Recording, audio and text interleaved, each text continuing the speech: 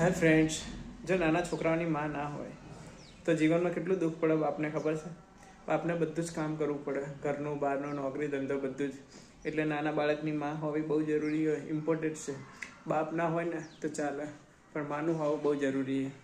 જરૂરી બંને જ છે, મા બાપ બંને, પણ છતાં બી માં પહેલી. કારણ કે માં જોડે છોકરું વધારે રહેતું હોય અને બાપ જોડે ઓછું. એટલા માટે તો કહેવત છે. એટલા માટે જ કહેવત કે બાપ મરજો પણ માં ના મરજો. આપણે ગુજરાતીમાં એક કહેવત છે કે બાપ મરજો પણ માં ના મરજો. કારણ કે માં ઉપર જ બધું હોય છે નાના છોકરાનું, બાપ ઉપર નહીં. સમજ્યા?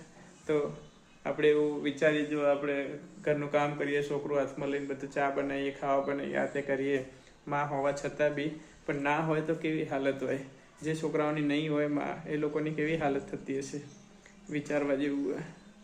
એટલે આપણે અનુભવ કર્યો હતો ખાલી એવું કે કદાચ ના હોય તો આપણે કઈ રીતે મેનેજ કરી શકીએ, તો એ બધું મેનેજ કરીએ આપણે. પણ છે એટલે એવું નહીં. પણ આ તો કોઈક દાડો પિયર જાય તો આપણે કઈ રીતે સાચવવાનું. એટલે હમણાં લગ્નમાં જશે 2 દિવસ, તો હું જ રાખીશ દીકરીને અને હું જ સાચવીશ દીકરીને. એટલે અત્યારથી પ્રેક્ટિસ પાડી લઉં એમ.